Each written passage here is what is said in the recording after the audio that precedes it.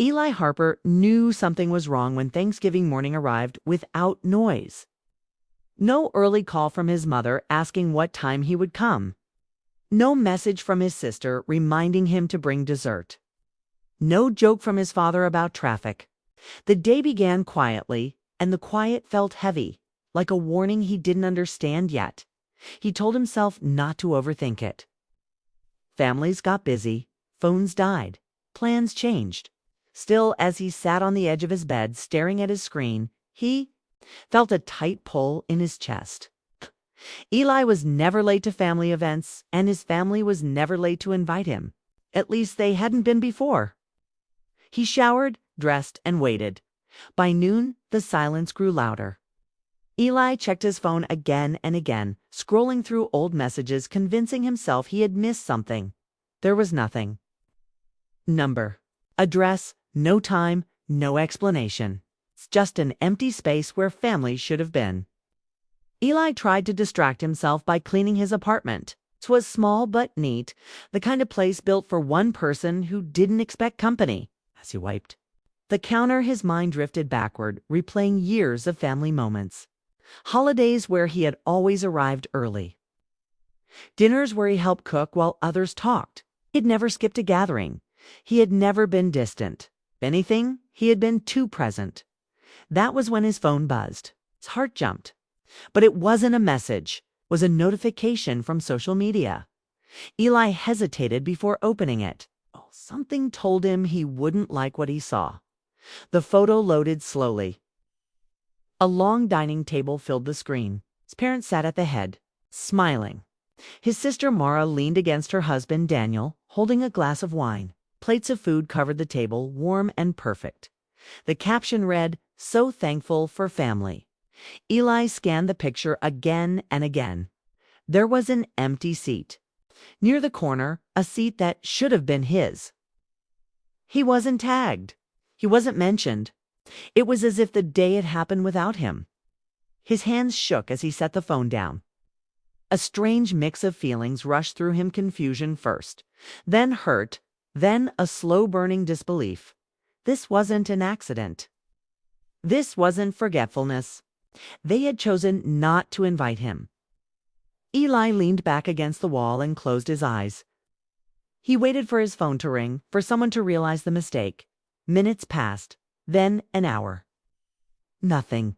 He thought about calling them. He even opened his contacts. His mother's name glowed on the screen. He didn't press it. Quiet voice inside him said, "If they wanted you there, you would already be there." The rest of the day dragged on. Eli heated frozen food and ate it. Standing up outside. The city moved on. Cars passed. Lights came on in windows. Somewhere, families laughed together. Eli felt like a guest in his own life, watching it from a distance. As night fell, the hurt changed shape. It became sharper, more focused. Questions crowded his mind. Why now? Why this year? What had he done? The answer arrived 2 days later. The email's subject line was simple, regarding asset transfer. Eli almost ignored it. He assumed it was spam or work-related. But something made him open it. The words hit him slowly, then all at once. His father's business had been sold. Eli read the email carefully, his face calm but his pulse racing. It's the company, the one his father had built from nothing, the one that had nearly failed years ago, was gone. The money from the sale had already been distributed. Eli's name wasn't listed anywhere. He scrolled down, rereading the numbers. The amount was large, life-changing, and every dollar had gone to Mara and her husband. The room felt suddenly smaller. Years ago, when the business was close to collapse, Eli had stepped in. He had drained his savings, taken risks he never spoke about, and signed papers he barely understood, all to keep his father's dream alive. No contracts, no promises, just trust. They had thanked him then. They had told him it was temporary. They had said family didn't keep score. Now the score had been settled without him. Eli sat very still. His thoughts didn't race. They lined up. Thanksgiving made sense now. They hadn't wanted him there because they didn't want to face him. The realization hurt more than the money. It wasn't just that they had taken from him, it was that they had planned it. They had talked about it. They had agreed, together, that he didn't deserve a place at the table, financial or emotional. Daniel's face came to mind. His confident smile. The way he spoke smoothly, always sounding reasonable. Daniel believed in control, in winning without appearing to fight. Eli remembered small moments he had ignored before Daniel changing. The subject when money came up, Daniel saying Eli was doing fine anyway. In Daniel's mind, this wasn't betrayal. It was balance. Eli stood up and walked to the window. He looked down at the street far below, at people moving with purpose. His reflection stared back at him in the glass. He looked the same, but something inside him had shifted. For most of his life, Eli had been the reliable one, the quiet supporter. The person who fixed problems without being asked. He had believed that loyalty was enough, that kindness would come back to him. Now he understood how easy it was for people to take from someone who never demanded. Anger finally arrived, slow and cold. It didn't explode. It settled. Eli didn't shout. He didn't call anyone. He didn't write an angry message. Instead, he opened a notebook and began to write down facts, dates, numbers, conversations he remembered. He wrote until the picture became clear. This hadn't happened overnight. It had been decided step by step, conversation by conversation. While he trusted them. That night, Eli didn't sleep much. He lay awake, staring at the ceiling, thinking about the years he had spent showing up, about the times he had said yes when he should have asked why, about how easily love had been used against him. By morning, his sadness was gone. What replaced it was focus. Eli knew who he was dealing with now. Not careless people, careful ones. People who smiled while closing doors. He also knew something else. They believed he would accept it. Believed he would stay quiet, hurt but harmless, just as he always had. As Eli dressed for work, he looked at himself in the mirror and made a silent promise. He didn't know yet what he would do.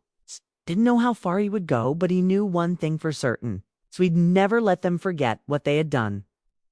And for the first time since Thanksgiving, Eli felt something that looked like control. Eli did not rush into action after the truth settled in. He moved through his days like someone learning a new map, alert to every sign, every turn he had missed before. The hurt was still there, but it no longer ruled him. It fueled him at work. Eli was sharp. Numbers made sense when people did not. He reviewed contracts, audited reports, and traced patterns for a living. His job had taught him one thing well. Nothing important happened by accident. Every decision left marks. You only had to look closely enough at night. He thought about his family, but not the way he used to. The memories no longer came wrapped in warmth. They arrived stripped of excuses. He replayed conversations with new ears. His father's vague answers, his mother's careful silences. Mara's forced cheer. Daniel's confidence. Daniel stood out now like a flaw in clean glass. Daniel had entered the family slowly. He was polite, well-spoken, and always prepared. He asked questions that sounded caring but gathered information. He framed opinions as concerns he never pushed hard, yet somehow things always went his way. Eli realized Daniel had never needed approval. He needed agreement. In Daniel's world, fairness meant reward for those who took charge. Eli, to him, was support staff. Useful, yes, essential even. But not someone who needed to be consulted. That thought burned. Eli began to gather what he already had.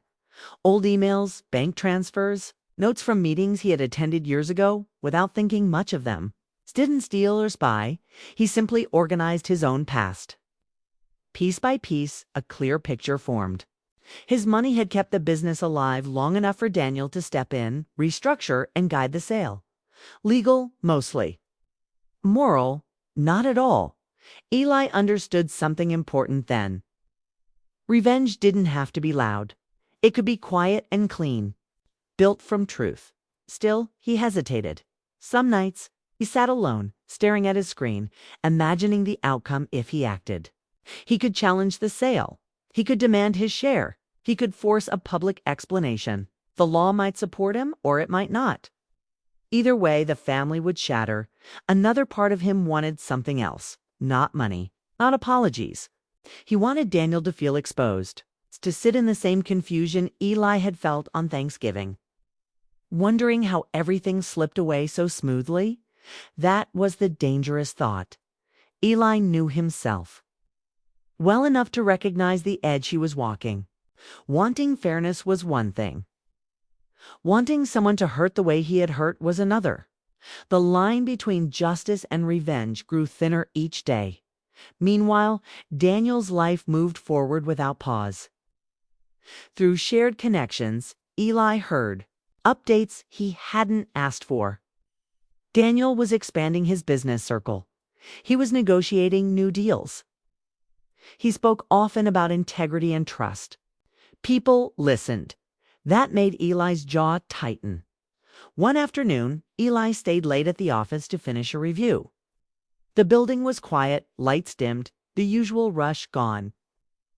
He focused better when the world slowed down. Screen glowed with files and figures, familiar and steady. That was when he heard footsteps. He looked up as someone approached his desk. Daniel stood there, holding a visitor badge, wearing the same calm smile he always had. For a second, neither of them spoke. Daniel's eyes flicked to the nameplate on Eli's desk. Recognition spread across his face, quick and unguarded. The smile faltered, then returned, tighter than before.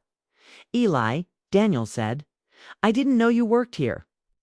Eli leaned back in his chair. "I do." The air between them felt heavy, crowded with words that had waited too long. Daniel recovered fast. He explained he was there for a meeting with senior management. A possible partnership. Big opportunity. He spoke confidently, as if the past didn't exist. Eli listened without interrupting. He watched Daniel closely. The way he avoided certain topics. The way his voice stayed smooth, even when his eyes searched Eli's face for signs of anger. Daniel believed he was in control. That night, Eli accessed the internal review connected to Daniel's proposal. This was routine, part of his job. The file was thorough. And buried within it were details Daniel had glossed over. Conflicts of interest. Financial shortcuts. Nothing dramatic. Nothing illegal on the surface, but enough to raise serious concerns. If examined fully, Eli's pulse quickened as he read. All it would take was a formal report. No lies, no exaggeration. Just the truth, presented clearly. He imagined Daniel's reaction. The surprise.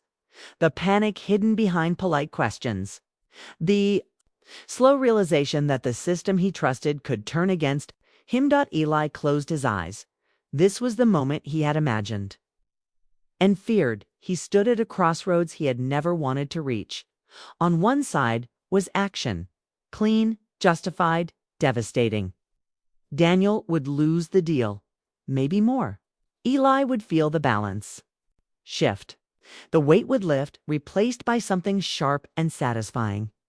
On the other side was restraint. Silence, letting the past remain unresolved. But no longer in control of him. Eli thought of his father's tired face, of his mother's fear of conflict, of Mara, who had chosen comfort over honesty. He thought of himself standing alone in his apartment on Thanksgiving night, feeling smaller than he ever had. He asked himself a simple question. If he did this, who would he become? The answer frightened him. Revenge promised relief, but it also demanded a piece of him he wasn't sure he wanted to give. He had spent his life being steady, thoughtful, measured. Would one justified strike erase that, or confirm it? The next day, Daniel sent a message. Friendly, casual. He suggested catching up sometime. As if time alone could smooth over silence and loss, Eli didn't reply. Instead, he requested a meeting with his parents and Mara. The message was short. Direct. They agreed faster than he expected. The night before the meeting, Eli slept poorly. Not from fear, but from clarity. He knew what he would say. He knew what he would not accept anymore. Whether or not he chose revenge, something had already ended at the meeting. They sat in a familiar room that suddenly felt foreign. His father looked older. His mother avoided his eyes. Mara fidgeted with her hands. Daniel arrived last, confident but alert. Eli spoke first. He didn't accuse, he didn't insult. He laid out the facts the way he would at work. The money he had given, the promises that had been made, the sale, the silence. Thanksgiving, each word landed carefully. Mara's face drained of color. His mother covered her mouth. His father stared at the table. Daniel tried to explain. He talked about responsibility, about moving forward, about what made sense for the family as a whole. His voice was calm, but the cracks showed. Eli listened until Daniel finished. Then Eli said something Daniel wasn't prepared for. "I could have stopped you," Eli said quietly. "I still can." The room went silent. Daniel looked at him, truly looked at him, and for the first time he understood the risk he had ignored. Eli wasn't weak. He had simply chosen not to fight before. Eli didn't threaten further. He didn't explain how. He didn't need to. That was enough. The meeting ended without resolution. No money changed hands. No apologies fixed what had been broken. But something had shifted. On the way home, Eli felt exhausted but steady. The urge for revenge hadn't vanished, but it no longer controlled him. He had faced them. He had been seen. Back in his apartment, Eli sat alone and thought about the report still waiting on his screen at work. He could submit it tomorrow. Or he could close it forever. The choice remained. But now, it was his choice. And that knowledge, more than any revenge, gave him strength. Eli returned to work the next morning with a clear mind and a heavy decision waiting for him. The office felt the same as always, quiet hum of computers. Soft footsteps in the hallway, but he felt different inside. The anger that once pushed him forward had settled into something steadier. This was the final stretch, and he knew it. He opened his computer and stared at the file linked to Daniel's proposal. Everything was still there. Facts, numbers, details that spoke without emotion. He had read it so many times he could recite parts of it from memory. One click would send the report forward. One click would start a chain that could not be stopped. Eli leaned back and breathed slowly. He thought about the meaning of revenge. It wasn't just about making someone pay. It was about restoring balance, about feeling seen after being ignored. But balance could tip too far. Justice could turn into something darker if driven by pain alone. As the morning passed, Eli worked through routine tasks. He answered emails, reviewed unrelated files. He smiled politely at coworkers. On the outside, nothing showed. Inside, the tension stayed sharp, like a string pulled too tight. Near noon, his phone vibrated. It was a message from Mara. "I didn't sleep," it read. "We need to talk again." Eli stared at the words for a long moment before replying. "Tonight," he typed. "All of us." She agreed. The hours crawled by. Eli finished his workday without touching Daniel's file. He shut down his computer. He felt the weight of that restraint. It wasn't weakness. It was control. That evening, they gathered at his parents' house, the same house where holidays used to feel safe. Now it felt fragile, like one wrong word could break it apart.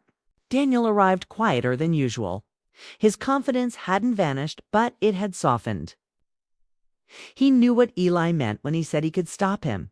He had done the math by now. They sat around the living room, no food on the table, no decorations. To soften the mood, Eli spoke first again. "I didn't come here to argue," he said. "I came to decide." Everyone looked at him. He explained what he could do, without threats, without detail. He made it clear the report existed, that it was accurate, that it was already part of his work, not something he created out of anger. Daniel listened carefully. When Eli finished, Daniel finally spoke. "I didn't think you'd fight back," Daniel said. "You always seemed above it." The words landed hard. Eli nodded slowly. "That's what you counted on." Daniel didn't deny it. Mara looked between them, her eyes full of regret. "I told myself it wasn't my place," she said quietly. "I wanted peace. I didn't want to choose sides." Eli met her gaze. "You did choose." The truth hung in the air. Their father spoke next, voice shaking. "I should have protected you. I failed." Eli felt a dull ache, but no surprise.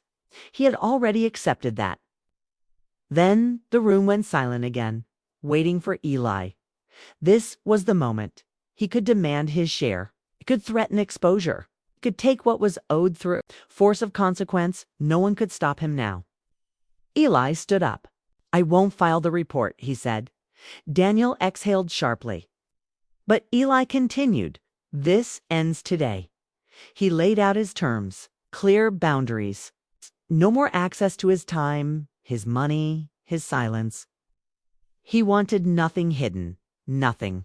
Assumed if they stayed in each other's lives, it would be honest or it wouldn't happen at all.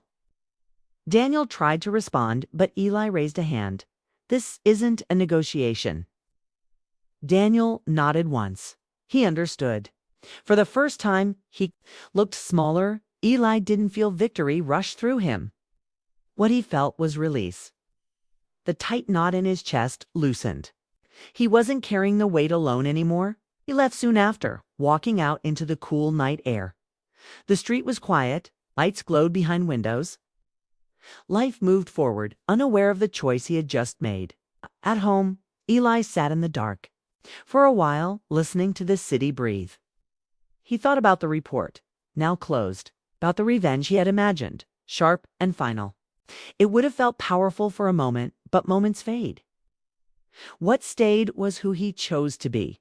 In the days that followed, the distance between Eli and his family remained. It wasn't healed. It wasn't broken either. It was honest. That mattered. Daniel's deal went through with stricter review and fewer benefits. Not punishment, just reality. Eli stayed out of it completely. On the next holiday, Eli didn't wait for an invitation. He made his own plans. He cooked for himself. Invited.